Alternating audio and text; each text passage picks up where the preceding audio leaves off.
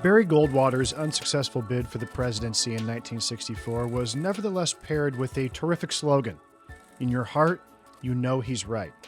A tacit admission that Goldwater's policies and rhetoric might seem severe, too tough perhaps, or at least had been portrayed that way in the media. But if one were to abandon their pieties, forgo social niceties, and look into their hearts rather than their head, you might have to admit that his tough on crime, tough on the Soviets approach didn't just make sense, but felt right. That was Goldwater's plea anyway, and it didn't work. He lost, and the 60s marched on, chaotic, violent, and unmoored. Universities were branded hotbeds of radicalism, the '68 Democrat Convention descended into a televised riot, and new rulings like Escobedo in '64 and Miranda in '66 were seen as handcuffing police, just as violent crime was tripling. Between 1969 and 1970, the Weather Underground, the FALN, the Black Liberation Army, set off 1,000 bombs. The Minutemen, the Klan, and the anti-Castro exiles added another respectable 300 to the mix. Assassinations became commonplace, and a new breed of killers emerged. Richard Speck slaughtered 8 student nurses in Chicago in '66 in one night. The Zodiac taunted the police from the pages of the San Francisco Chronicle. Manson's cult turned hippie utopianism into sadism. Meanwhile, from '64 to '70, race riots and uprisings left scores dead and billions in property damage. What did our diligent politicians have to say during these turbulent times? Well, according to Maine Senator Ed Muskie, we must not yield to the temptation to meet violence with more violence. The answer lies not in repression, but in redressing grievances. Gee, thanks, Ed. The new mayor, John Lindsay, also had some choice words, some tough rhetoric to set the public at ease. The answer to urban unrest is not more police, more jails, more repression. The answer is more jobs, more housing, more education. By December of 1971, the 15 million or so Americans who went to the movies saw Don Siegel's Dirty Harry. To hear its rugged star, a man of action, engage in some refreshingly different rhetoric.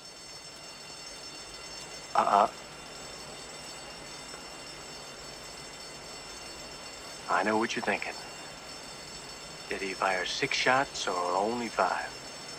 Well, to tell you the truth, in all this excitement, I've kind of lost track myself. But Ian, this is a .44 Magnum, the most powerful handgun in the world, and would blow your head clean off. You've got to ask yourself one question. Do I feel lucky? Well, do you, punk? And with this memorable monologue, an American icon was born, and the manifestation on screen of the public's mounting frustration with urban crime given a voice, a badge, and a Smith & Wesson Model 29 .44 caliber Magnum double-action revolver.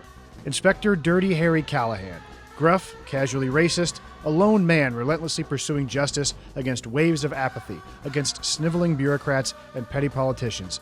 A man with the guts to avenge the wronged, to punish the guilty, without apology.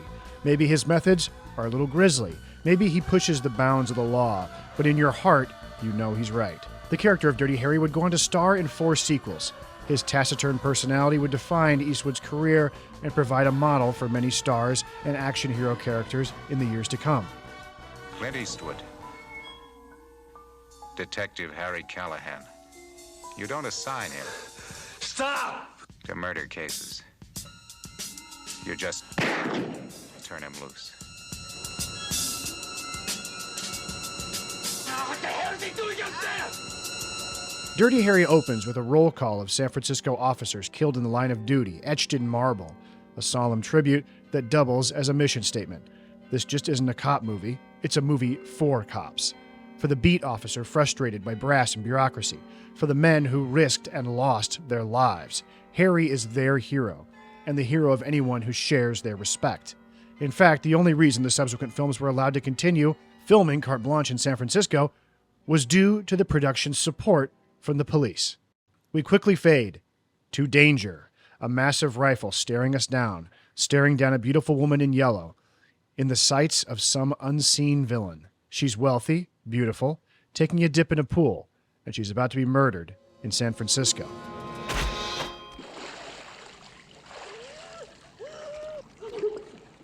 San Francisco was both the birthplace of Clint Eastwood and perhaps the birthplace of the beat generation that made way for the rise of hippiedom. The city had hosted the Summer of Love in its famous Haight-Ashbury neighborhood. The Castro district was the nation's hotbed for gay pride and liberation, and the headquarters of the Black Panthers were just across the bay in Oakland. Also, violent crime had tripled from 60 to 70, and robbery had doubled. San Francisco was widely thought of at the time as the most liberal city in America. And as we soon find out, Dirty Harry lives there, as he arrives on screen, ready for another day of messy police work paired with his bold starring credit, Clint Eastwood, an actor whose somewhat recent stint in Spain, starring in Sergio Leone's genre-defining Dollars trilogy, reinvented the Western hero in the eyes of many.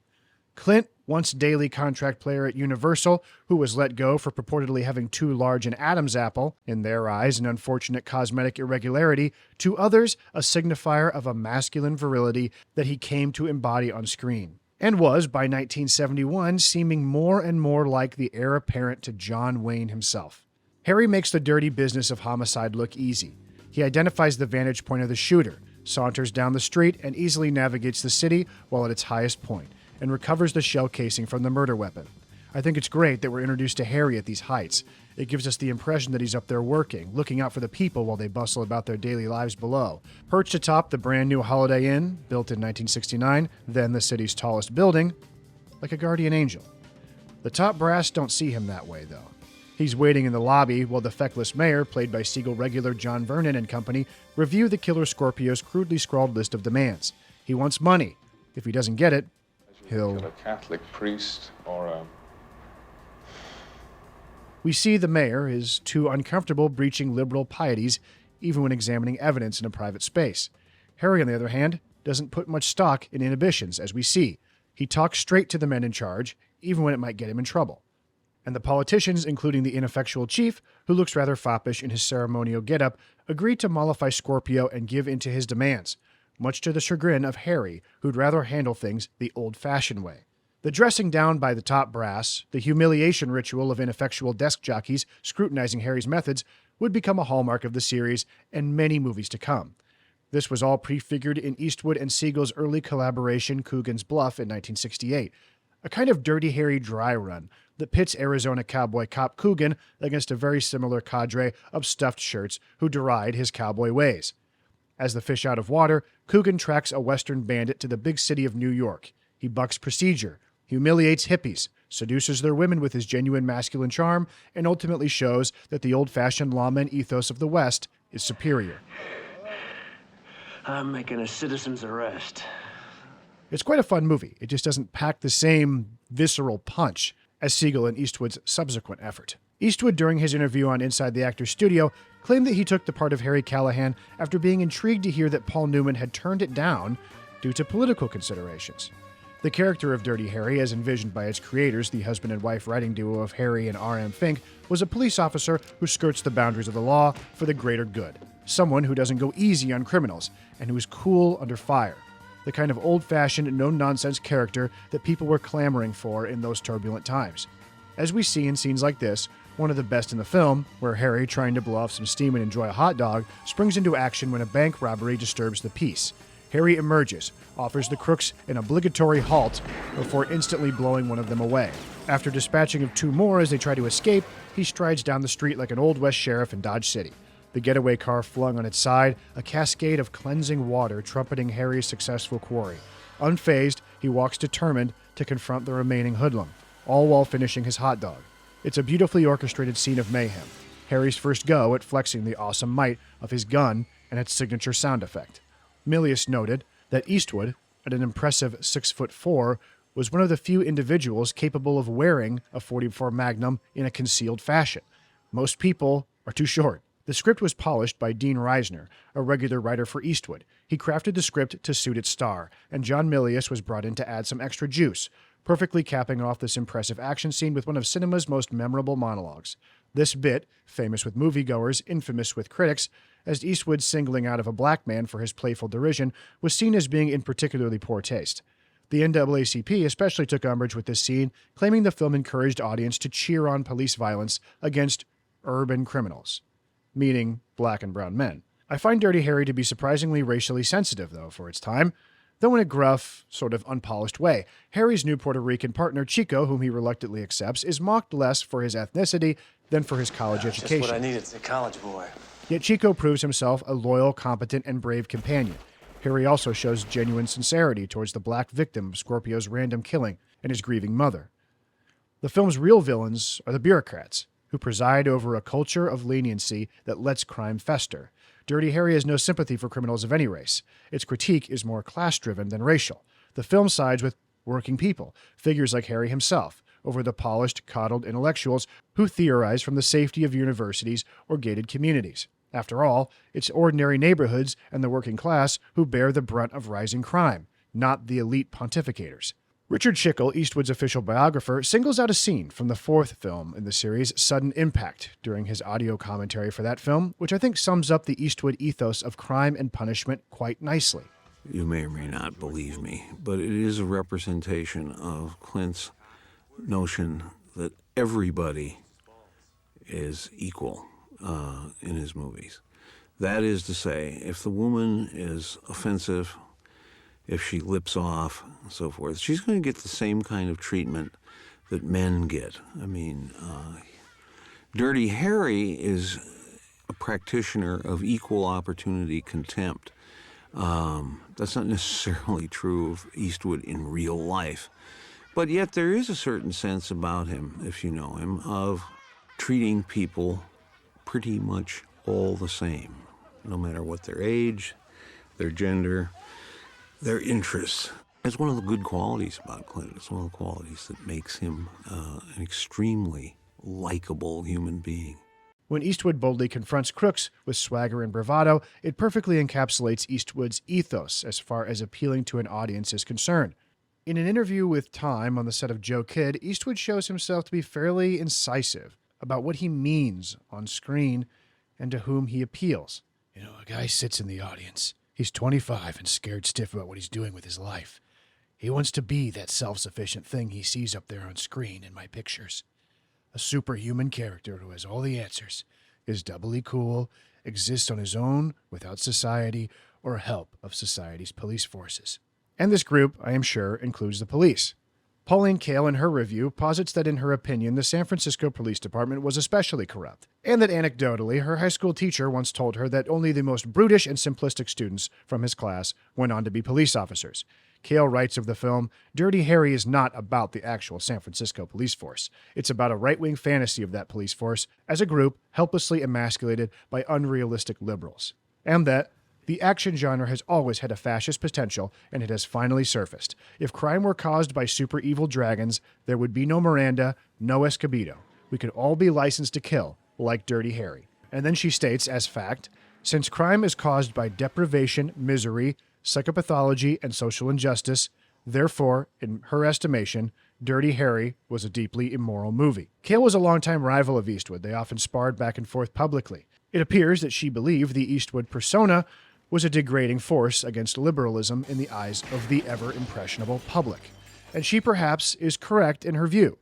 Most of the criminals in the film are not portrayed as helpless victims of society, but as people who are deliberately bad, having made the choice to be bad or enjoy it for its own sake, which squares nicely with the Manichaean worldview that many on the right implicitly hold. Conversely, Harry plays against the hoodlum who he dares to reach for his shotgun, and in this moment he seems to almost respect him, as if they are both on opposite sides of the same coin, as it were. For instance, how would Harry know the Zodiac enjoys killing?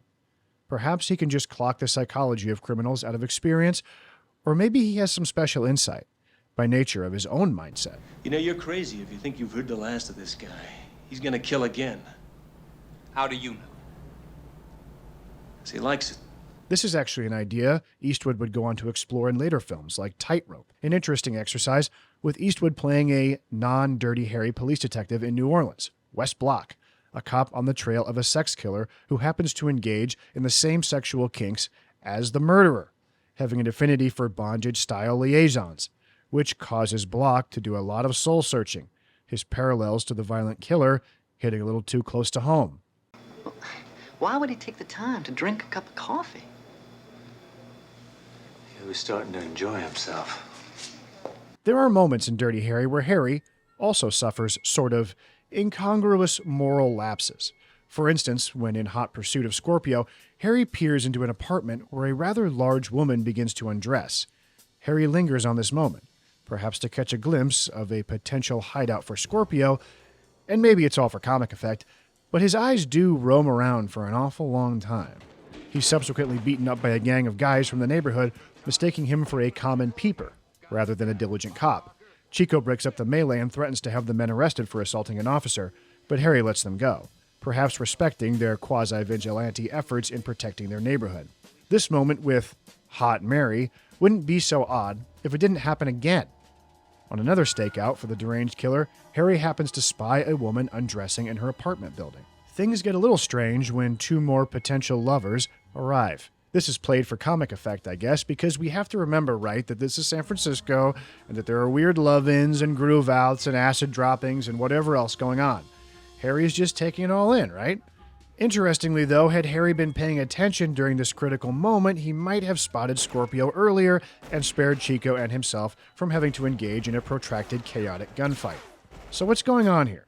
I think thematically, the prurient gaze of Harry's binoculars and Scorpio's rifle sight are linked somewhat, paralleling each other, maybe giving the audience the latent idea that these two guys aren't so different from one another. After all, the movie was sort of pitched this way in certain promotional materials.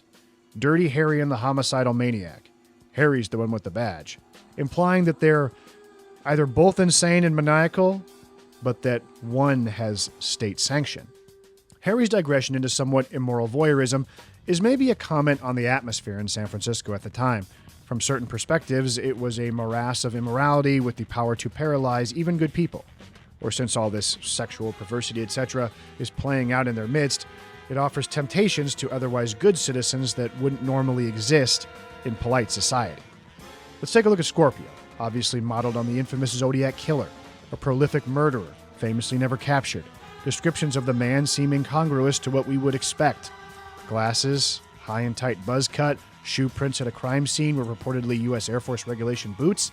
This guy doesn't seem to be a hippie wearing his disdain for square society proudly on his sleeve like Manson, but perhaps, and I'm just speculating here, he was some kind of screwy, otherwise conservative guy who, in the zeitgeist of all the tumult of hippie ideology and free love, felt more than ever like he could break loose, and his form of breaking loose was wearing a bag over his head and shooting people. This, I think, describes the profile of Scorpio, who is not a leftist. If he was a typical sort of hippie 60s leftist, he wouldn't use offensive racial slurs and probably wouldn't ponder killing a homosexual couple, lingering on them almost with hate. But if he was a Berkeleyite leftist, he might want to make an example of someone wealthy, and he probably would use slurs like pig against the police, which he does.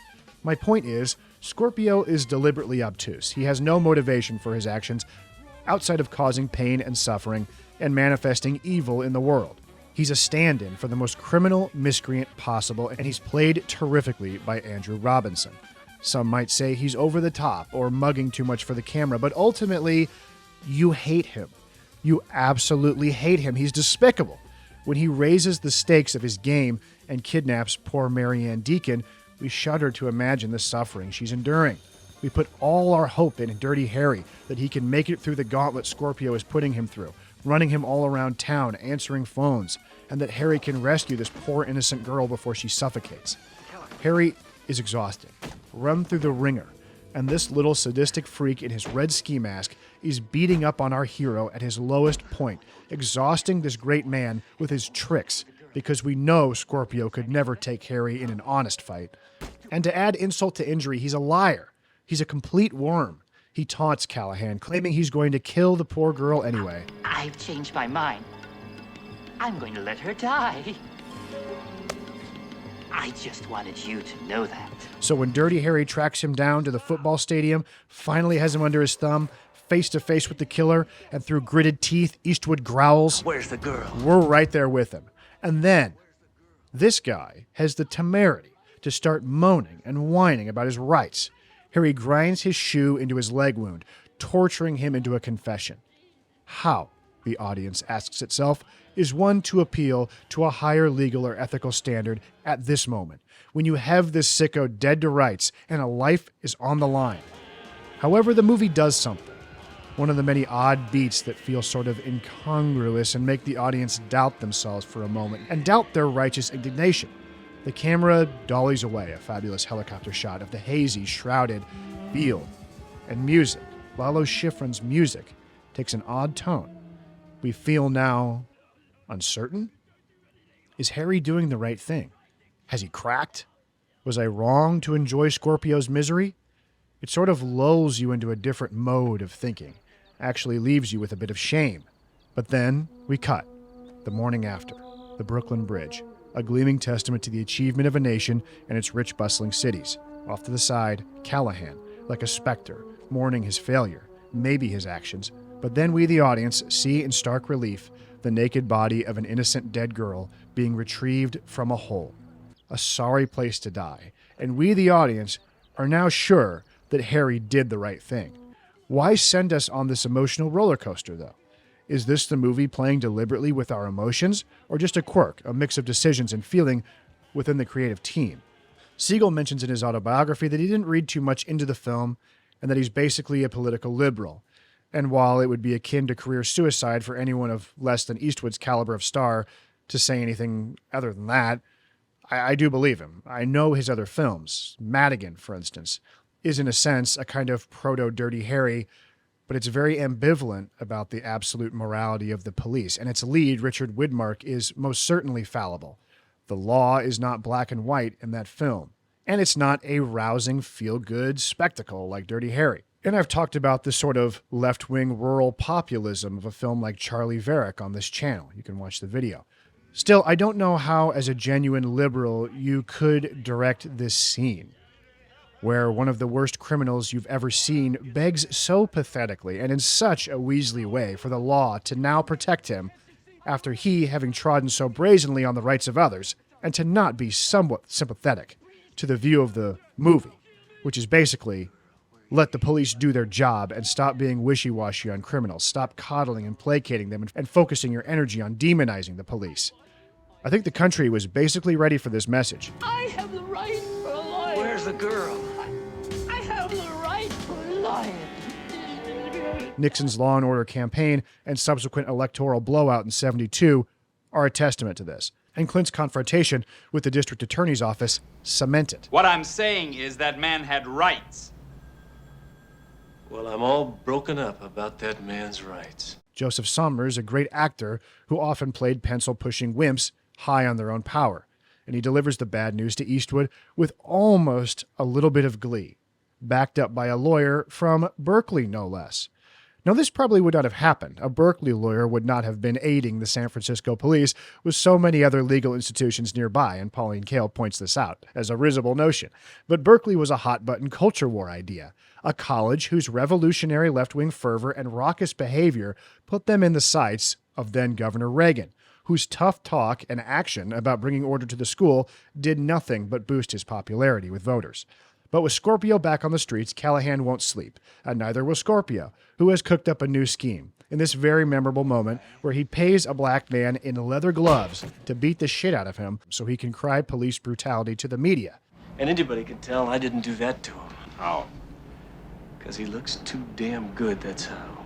This is a really striking scene. It's beautifully photographed, great set, really powerful costuming and imagery, and it was pretty off the wall for back then. The film culminates, of course, with its memorable ending, in which Scorpio, after kidnapping a bus full of children and abusing them, confronts Harry for the final showdown. Harry appears atop a train track in his heroic and iconic stance, almost predicting the cultural heights to which the character would rise, and Eastwood, doing his own stunts, leaps onto the roof of the moving bus. While the subsequent confrontation is a well-staged gunfight in an interesting quarry location, I feel like the steam is let out somewhat from the movie by this time. The violent encounter at the football field being such an incredible moment, it's just hard to top. But ultimately, Harry corners Scorpio, who has one last trick up his sleeve, one last person to victimize and endanger. Of course, the boy is liberated, due mostly to Harry's quick and accurate shooting. Harry, having Scorpio dead in his sights, reiterates his beloved monologue for emphasis, which also hits a little less hard the second time around. And then he blows Scorpio away. But the most interesting part of the ending is Harry's decision to toss his badge in this murky pond. This move was heavily debated amongst Eastwood and Siegel, and they decided, finally, that after all the bureaucratic hemming and hawing and all the systematic abuse that Harry had endured from feckless politicians, that this deeply cynical move of basically denouncing the top brass of the office, that Dirty Harry would have had enough. A common misconception of the moniker, Harry is not dirty because he's morally compromised. The movie tells us he's Dirty Harry because he takes on the jobs, the dirty jobs, that others won't or can't do, like the moment in which he prevents the suicidal guy from leaping to his death, by unconventional means, of course. Now you know why they call me Dirty Harry. Every dirty job that comes along. This final moment of tossing the badge, I think, is more subversive, more radical, really, when you contrast it to the film's opening. An opening that tells police officers, we're on your side. And then by film's end says, basically, you're being unfairly constrained. You're underappreciated because you do all the dirty jobs. And then they spit on you for it. Either quit like Harry or fight back. This is pretty powerful stuff. The film was a hit with audiences and a bête noir of many critics. Critics like Andrew Sarris from The Village Voice, who slammed Eastwood for playing a right-wing cartoon, a police state fantasy, said Rex Reed. Ebert enjoyed the movie but claimed that it had a fascist potential not to be taken lightly. Which is why I suspect the two subsequent sequels appear, and especially the second film, Magnum Force, appear to be a covert apology or answer to the first film's critics, where Harry, inexplicably back on the force, faces down a conspiracy in the department to execute criminals on the spot. The movie Magnum Force is trying to say that Harry might be old school, maybe he skirts the law, but he's not a cold-blooded killer. I don't know, even with John Milius writing the script, wearing a liberal skin suit as he tries to embody an approximation of their worldview, all while lingering on many scenes of deserving criminals being brutally gunned down, the movie feels kind of weak. I don't think the character of Dirty Harry needed to be justified in this way. Either you're for us or you're against us.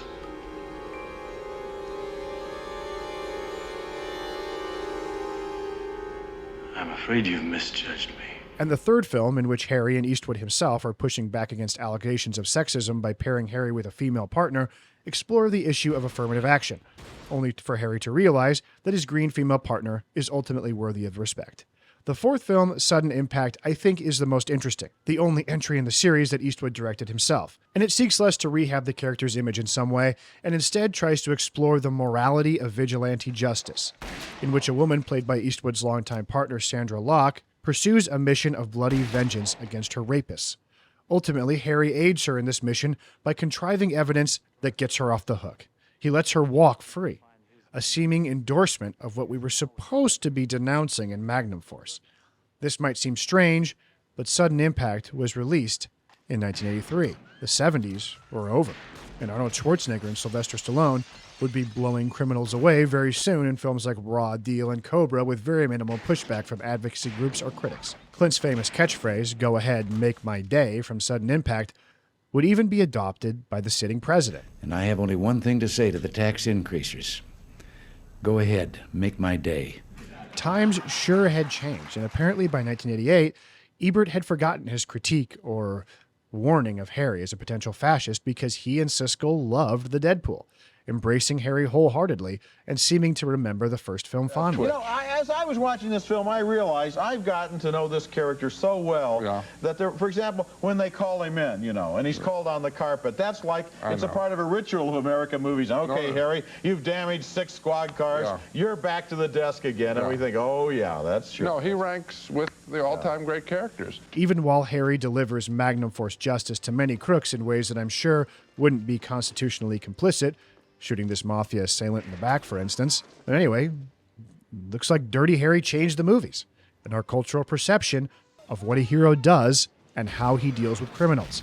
It would be emulated so often throughout the 80s that the once ultra-violent film now seems kind of tame by comparison. Clint would, of course, age out of hero roles eventually, though not without a fight, playing badasses well into the 90s. He obviously found great fame and success as a film director, a skill he credits Don Siegel for readily as someone who taught him how to work quick and lean. And while they are that, Eastwood's films are often concerned with the morality of retributive justice. It's a theme that's seemingly stuck with him all his life. In Unforgiven, in Mystic River, in Richard Jewell, and his latest film, Juror Number 2, which investigates the morality or plain practicality of owing a debt to society, as well as innocence or guilt in the eyes of the law versus a sort of cosmic justice. A justice in which people get what they deserve, which is not always what our judicial system delivers. Guys, thank you again for watching. I really hope you enjoyed the video. If you're looking for more Dirty Harry discussion, I've got you covered. Ryan Cinecrisis and I did a live stream where we discussed all 4 of the subsequent Dirty Harry sequels, and we had a really good time. I think you're really going to enjoy it. So you can find that episode on the live tab on my homepage, along with 30 other episodes of great, exceptional movie talk. But if you would like to listen to the audio-only versions of that show, you can find us on iTunes or Spotify under the Film Journal Podcast, or wherever else you listen to podcasts. But it'd be awesome if you could leave us 5 stars and a review. It would really help it grow. And we're doing a good thing over there, trust me. But until next time, like, subscribe, helps grow the channel. And if you were to do that, it would really make my day. So thank you very much, guys. I'll see you next time.